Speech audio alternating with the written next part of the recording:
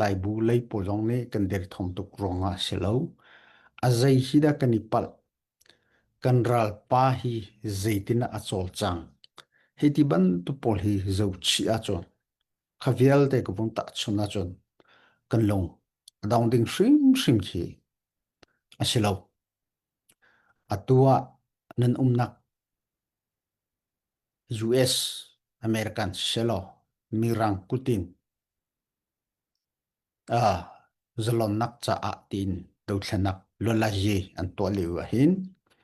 amino ting khat an thi kum sau pi chan rawe adong nak chu teina kan pu ve chiam chiam khaban to ken teluk zong siko se adang krampol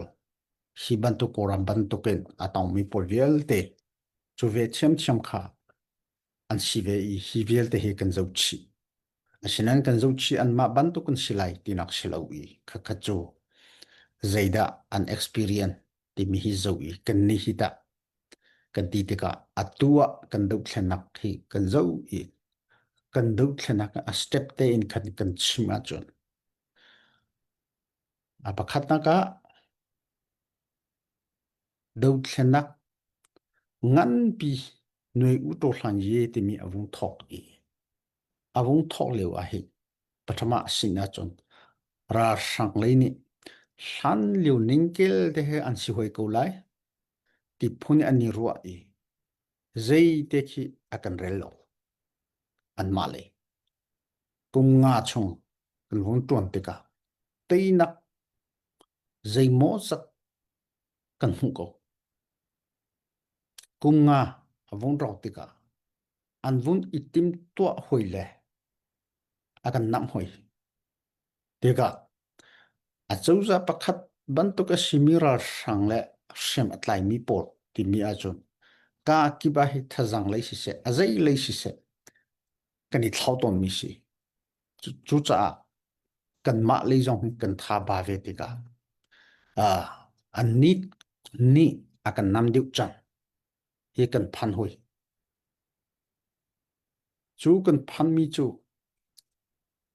kan ni zaitina kani ser sem lai ti mi chan hi hoi adot thu adol li nak chu transition hi zaitina kan to lai ti khi chu lampi a chu step pali a chon kan ni hi atu lewa step panhina le a step pathumna a kan leu chu si hi leu hi abi pi tatak mi chana kan phan atu dir huna hin mi pi anlong adong chan si kan chinlong hi adong tatak mo adong tatak lo mo ti mi hi kani fian ki a hau ngai hi ban tok leu hi chon ra sang le in hlan leu pi in kan tai hlei lai lo ti ban tok chu ra sang in ratan chiami nai nga ye party kan ti a chon chang khan ye le phom phu ye party he ti ban tok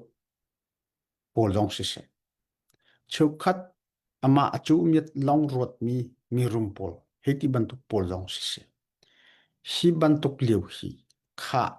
kanin tin ha lo mo kan tai hlei lai lo anti chan hi ase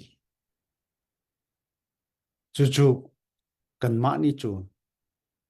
kan mi pi kan mi phun kan du cha do thlen mi kan si hi liu hi kan chin long hi pakhat chun kan ni check a ha cái chim ban to cái hi liu hi mi pi an tha der chan si do thlen naka kan tha den chan a der chan si yete ram sang ne akan nam te ka chu vil te kha thazor le in ra sang le hi kan tan lo lai ti ban tuk phun kan te hlei lai lo ti ban tuk phul thinglong zor chan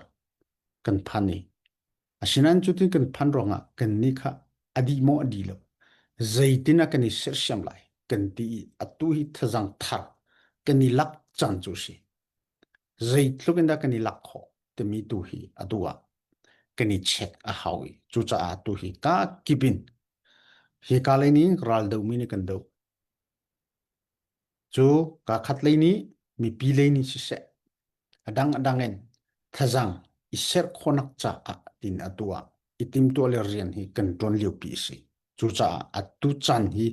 abi pi tatak chan chu asi ka tinak si hi